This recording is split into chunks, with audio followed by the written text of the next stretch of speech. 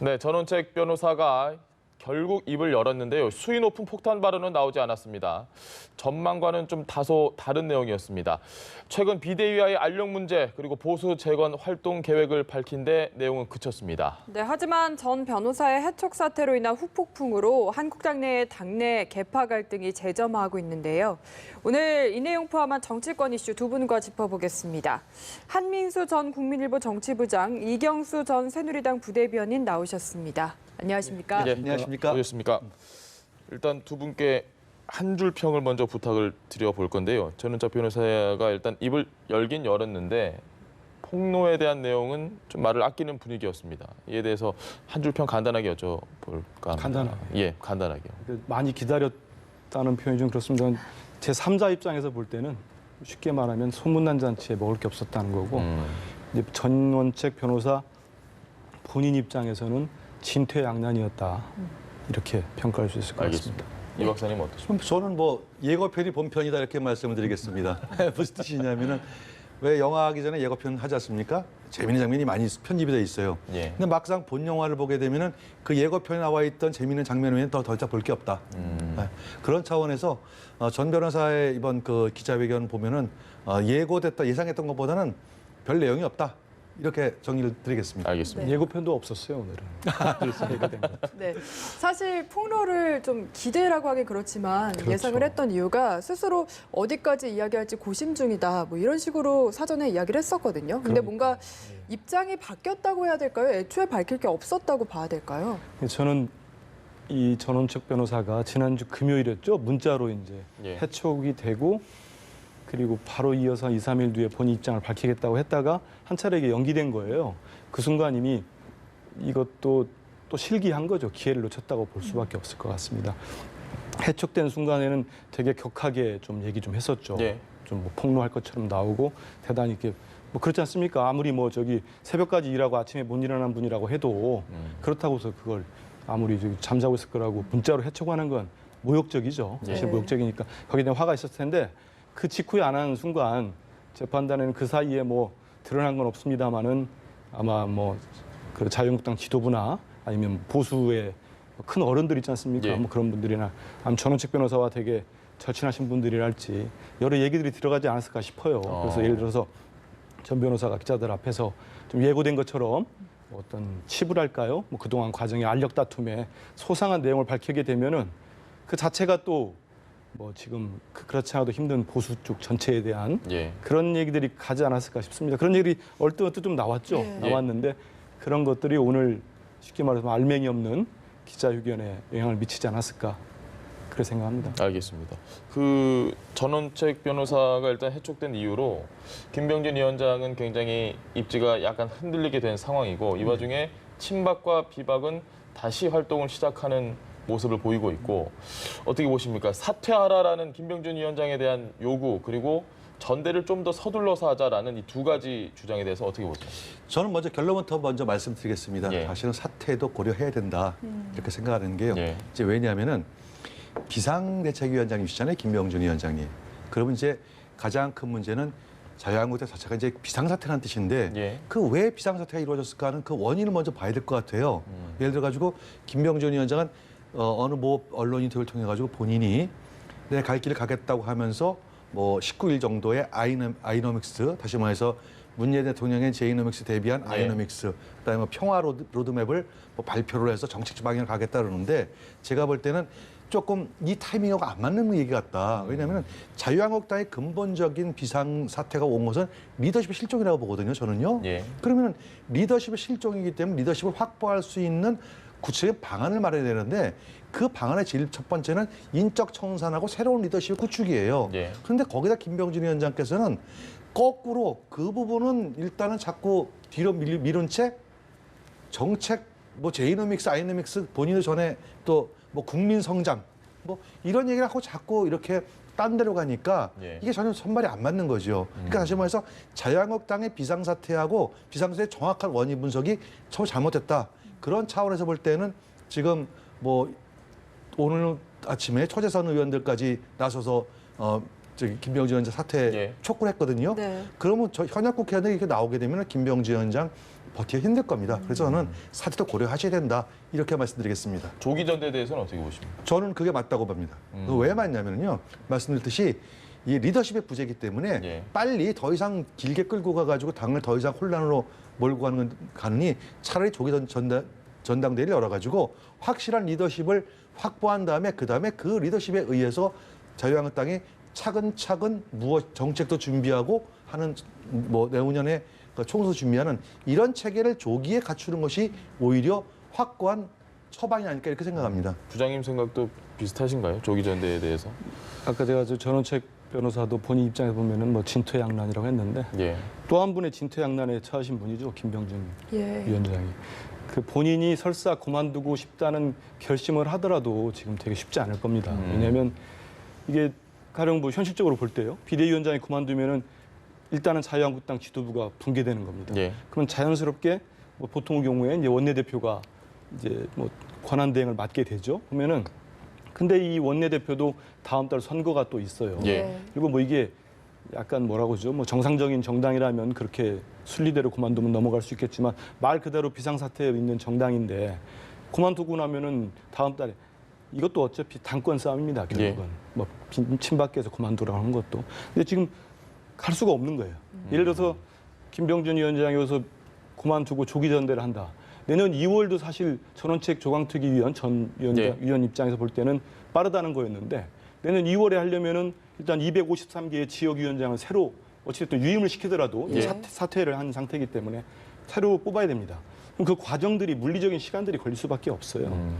그걸 더 땡긴다는 거는 그러니까 전혀 사람의 문제에 손대지 않고 다음 지도부에 넘긴다는 얘기가 될 텐데 과연 그렇게 해가지고 정상적인 지도부가 구성될 것인지 김병준 위원장이 그만뒀을 때 뭐 출마하겠다는 사람도 사실 뭐 지금 그렇지 않습니까? 예. 다들 이렇게 뒤로 좀 빠지고 있는 상태고 하기 때문에 결국은 뭐 여러 가지 요구는 하겠지만 특히 또 김병준 위원장 같은 경우는 김성태 원내대표를 비롯한 비박계 이른바 복당파가 옹립을 했습니다. 예. 이제 그쪽에서 보면은 지금 친박계에서 그만두라고 하는데 그냥 또 밀릴 수는 없는 거죠.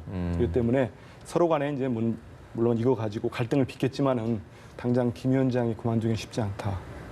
알겠습니다. 그렇게 보고 있습니다. 친박과 비박이 요즘 다시 슬금슬금 갈등을 수면 위로 표출을 하고 있는데 이야기를 좀 저희가 듣고 와야 될 것 같습니다. 정우택 의원과 김무성 의원이 잔류파와 복당파 미묘한 신경전을 벌였거든요. 그 이야기 한번 듣고 다시 오시죠. 없어져야 될 정당으로 치부하고 나간 분들은 이번에는 모든 것을 전면에 나서는 것만큼은 좀 자제와 절제를 해야 된다. 지금 와서 친박 비박 이런 이야기가 나올수록 국민 지지는 더 떨어지는 거 아닌가 하는 그런 걱정이 됩니다.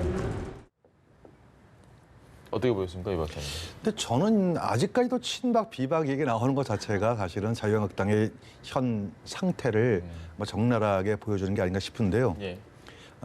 문제는 저는 이제 친박 비박이라고 말씀하신 김무성 의원 말씀하신 저는 이제 좀 동일하진 않아요. 그 정우택 대표가 발언하시는 그 모임에 예. 그 모임에 보면은 사실은 뭐 저기 뭐 화면에 나옵니다만 뭐 조경태 의원도 있고 예.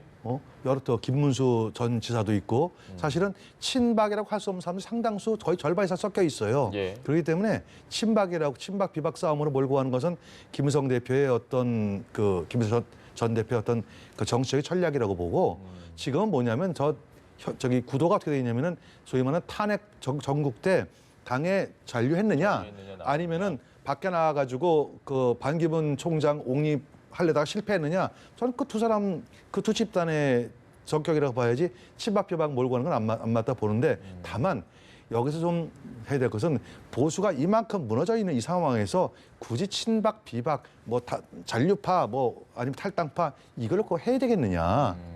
좀 화학적 융합이 빨리 필요하기 때문에 거기에 좀 더 신경을 써야 된다. 그게 바로 당의 중진들 아니겠습니까? 예. 국민들 이렇게 어려운 시기에 당권 싸움하면서 경제 어떻게 할 것이며 안보 어떻게 할 거냐. 국민들이 원하는 건 싸움이 아니거든요. 그걸 걱정해달라는데 국민의 연망에 저렇게 동떨어진 발언들을 하고 있기 때문에 자유한국당의 지지율이 지금 10%대 초반 이상이네요, 아주. 거의 뭐 정의당 수준하고 똑같은 그 정도밖에 보는 게 참 안타깝습니다. 네, 알겠습니다. 근데 한국 말씀하시죠. 그래서 바른미래당이 요즘 좀 화색이 돋더라고 지지율이 좀 올랐다고. 예. 그런데 그만 말씀하신 대로 정우택 의원의 나갔다 온 사람들은 하지 말라는 거는 복당파를 겨냥한 거죠. 예. 겨냥한 건데 그 이면으로 또 들어가면은 뭐 저기 전원책 그 변호사가 해촉된 뭐 상당한 결정적인지는 모르겠습니다만은 이유 중에 하나도 결국은 박근혜 대통령 탄핵 문제하고 예.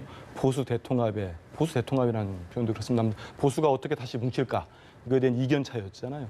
이 안에는 결국은 박 대통령 탄핵 문제를 풀지 않으면 쉽지 않을 겁니다. 그래서 지금 요구하는 건 그렇잖아요. 이 핵심적인 친박의 이제 홍문종 의원도 그렇고 이분들이 계속 요구하는 그겁니다. 백기투항을 요구하는 거죠. 너희들 그때 한 거에 대해서 반성을 하든지 저 고해성사라는 표현까지 했었죠. 예. 그걸 요구하는 건데 이 모든 것의 종착점에는 이제 당권을 놓고 총선 때 어떻게 하겠느냐 이게 여기 있을 겁니다. 근데 계속 갈 수밖에 없죠. 그리고 뭐 그렇다고 해서 복당파 쪽에서 그냥 밀릴 수는 없지 않겠습니까? 뭐 또 네. 전열을 가다듬게 될 거고.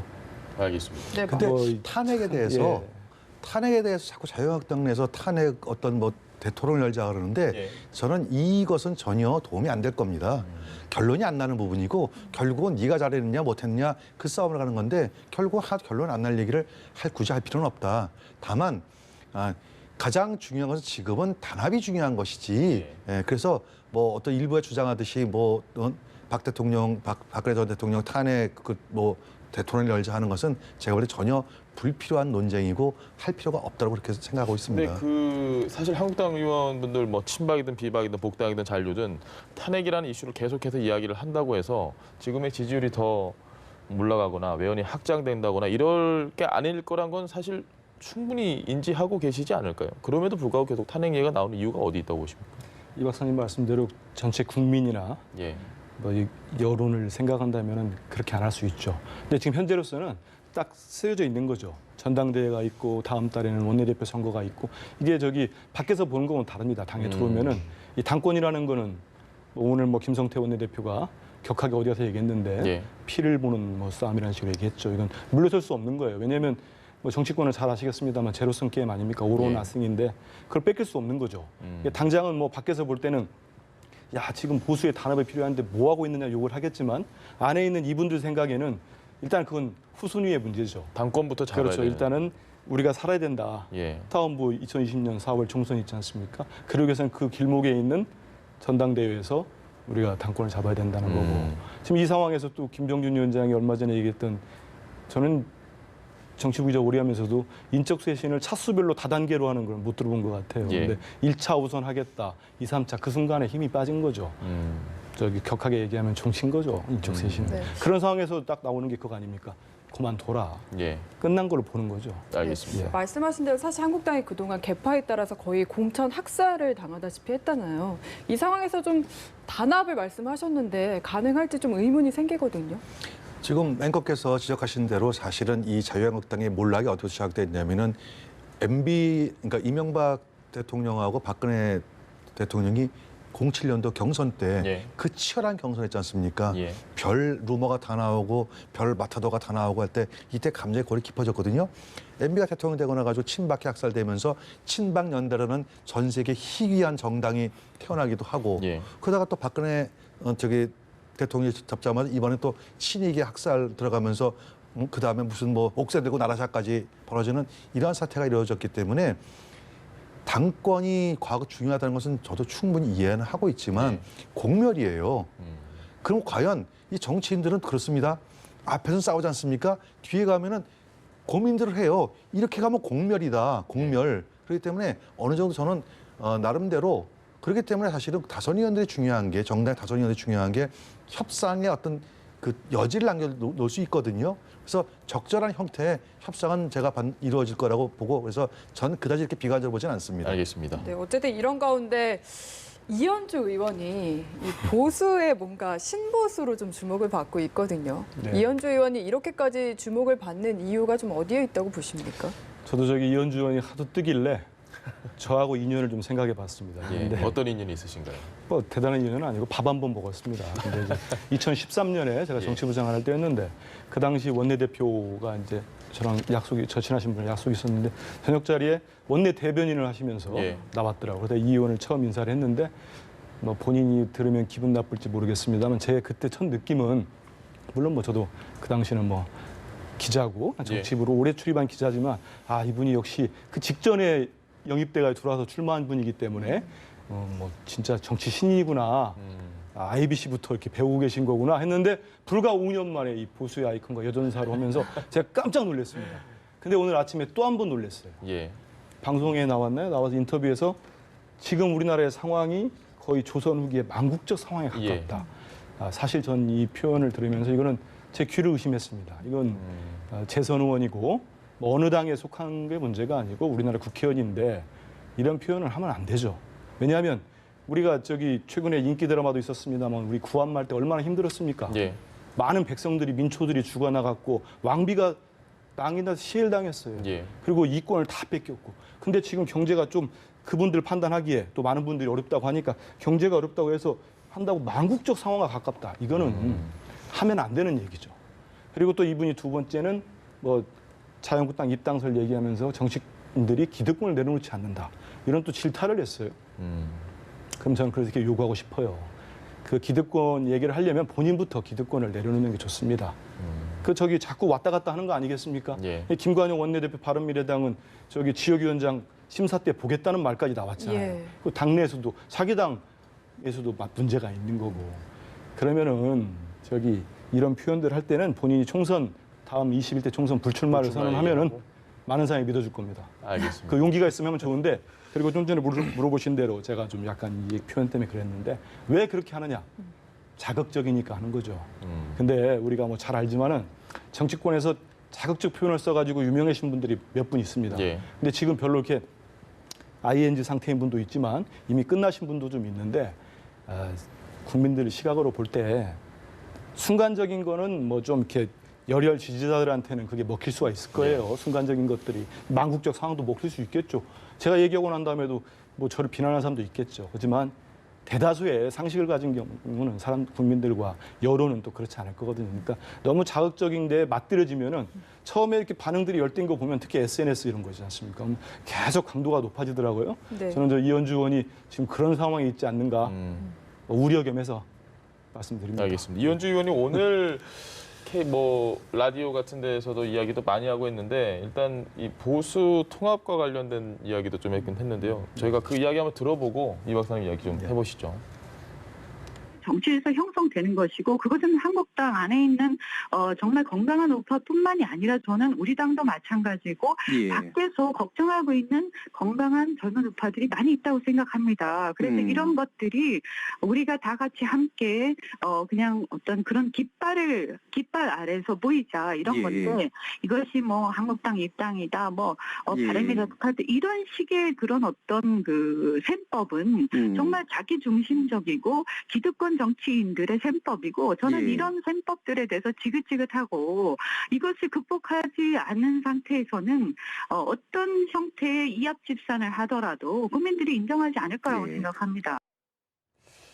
예, 굉장히 집중해서 저 들었는데요. 그래서 이게 바른미래당 탈당이냐 한국당 입당이냐라는 질문에 일단 답이 되지 않는 것 같습니다. 좀 어려운 내용인 것 같습니다. 어떻게 보세요?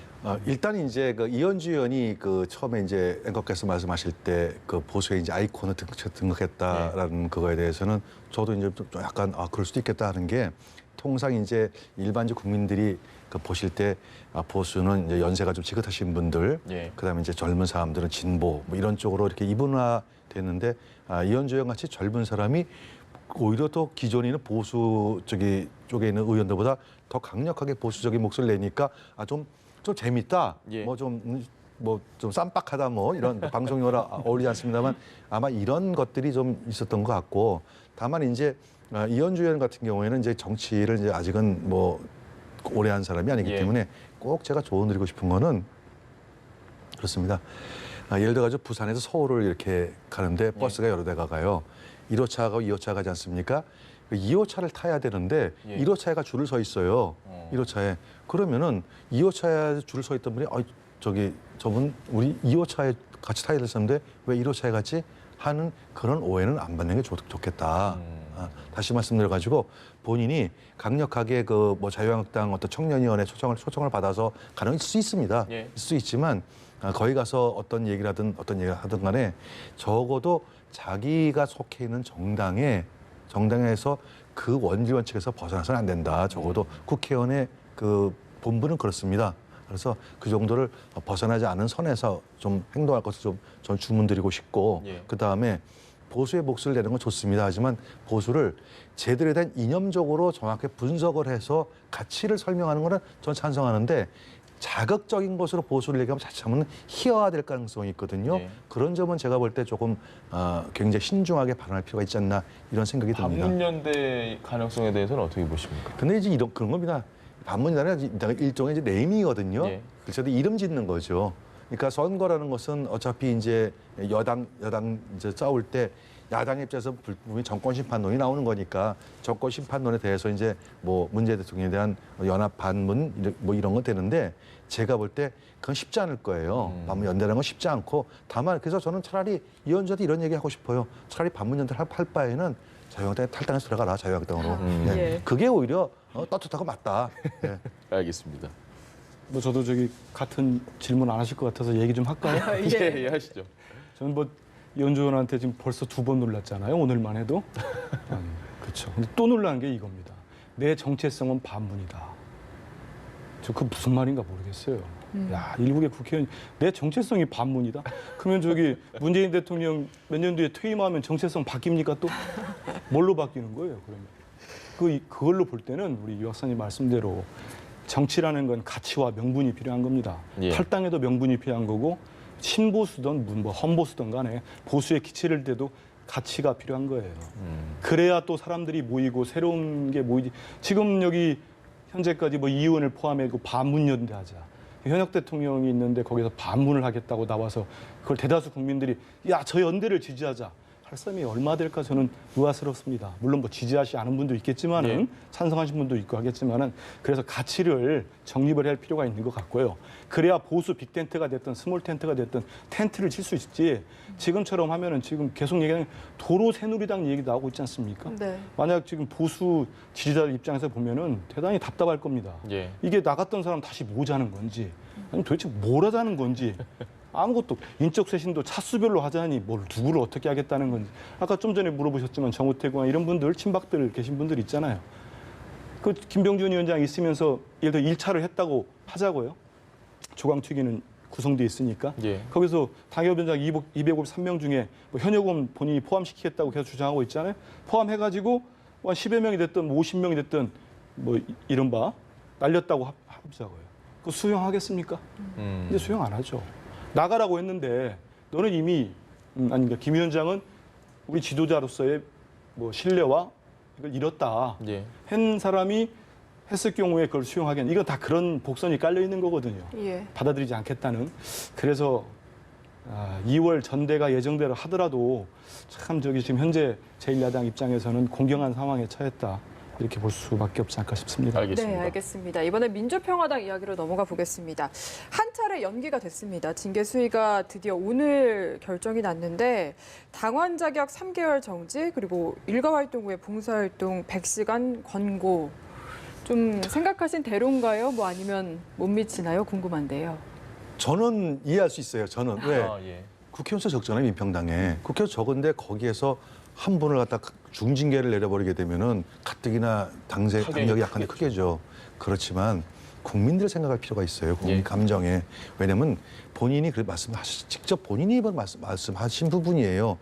음주운전은 살인행위라 그랬습니다. 예. 그럼 살인죄가 적용돼야 되잖아요. 적어도 뭐 직접 뭐 사고가 나서 누구 살인한 건 아니지만 적어도 준살인죄 정도 되려면은 어떻게 됐습니까? 형법 250조의 살인죄는 사형인데 그럼 사형에 준하는 정도는 가야 되는 게 국민들을 정서에 맞는데 당원 자격 3개월 더군다나 지금 선거 기간도 아니거든요.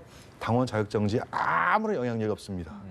그런 걸 알면은 조금 굉장히 아쉽거든요. 저는요. 한 교수님 어떠실지 모르겠습니다만. 비슷하실 것 같은데요, 예, 부장님. 저는 이 박사님은 수용하고 뭐 본인은 알겠다고 저는 제 개인 입장에서도 납득이 잘 안 갑니다. 왜냐하면 일전 여기 한번 나와서 말씀드렸지만은 예. 제가 찾아봤어요. 민주평화당의 징계가 어떻게 돼 있나? 가장 큰 게 저기 제명이죠. 예. 이건 출당, 뭐 의원직을 떼는 건 출당하는 거고. 근데 그리고 당원권, 당직, 뭐 경고 이렇게 예. 했는데 그게 여기 당원권 오늘 3개월 나왔는데 이것도 1개월 이상 2년 미만이더라고요.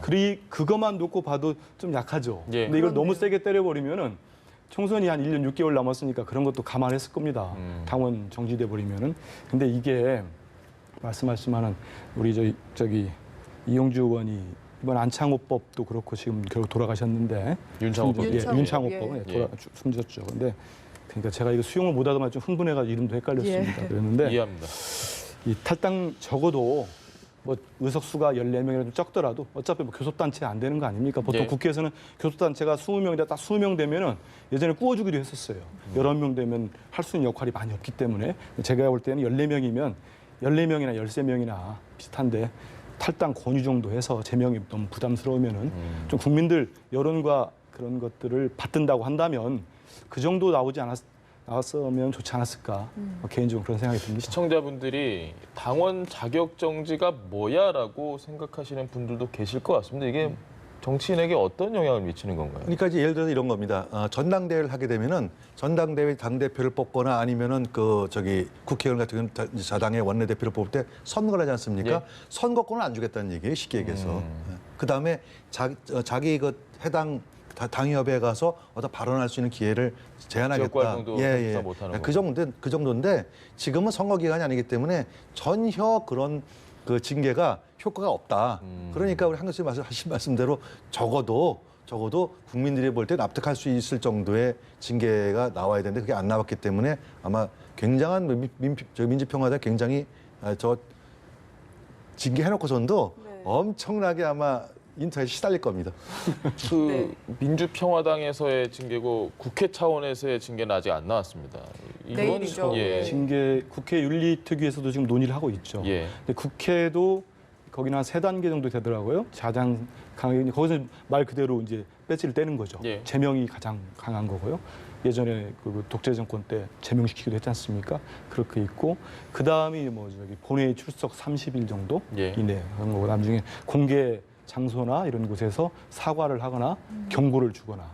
근데 일단은 민주평화당의 당원권 정지 3개월을 했어요. 자당에서. 그래서 국회는 그렇지 않아도 그동안 많이 제 식구 감싸기라는 비판을 받아왔기 때문에 국회에서 당원권 민주평화당에서 3개월 받은 국회의원을 예. 모여가지고 제명을 시킨다는 거는 사실상 어려운 쉽지 일은 않겠나 싶습니다. 일단은 뭐 잠잠해지기 좀 기다리겠죠. 뭐. 근데 역시, 이번 건은 네. 실정법 위반, 그러니까 실정법에서 어떤 사고가 난 건 아니거든요. 예. 그러니까 음주 단속에 걸린 건데 그렇기 때문에 사실은 이거는 국회 윤리특위까지 가면은 사실은 크게 어떤 할 수 있는 법적 근거는 굉장히 부족한 건 사실이에요. 근데 문제는 본인이 국회의원으로서의 국민에게 한 약속, 발언, 품위 이런 것들을 문제가 됐기 때문에 본인이 어떤 선택하는 게 맞습니다. 그래서 심지어는 무리가 생기면은 어떤 국회의원들 과거에 본인 스스로 탈당을 했거든요. 이런 정도는 보여줘야 되는 게 아닌가 싶습니다. 국민들한테 이제 화가 가라앉을 때, 풀리실 때까지 좀 자숙하는 모습, 자숙하는 기간, 그걸 갖는 것도 본인을 위해서 좋지 않을까 싶은데요. 예. 뭐 그렇습니다. 알겠습니다. 네, 알겠습니다. 오늘 두 분 이야기는 여기까지 들어보겠습니다. 한민수 전 국민일보 정치부장, 이경수 전 새누리당 부대변인과 함께했습니다. 말씀 잘 네, 들었습니다. 고맙습니다. 감사합니다.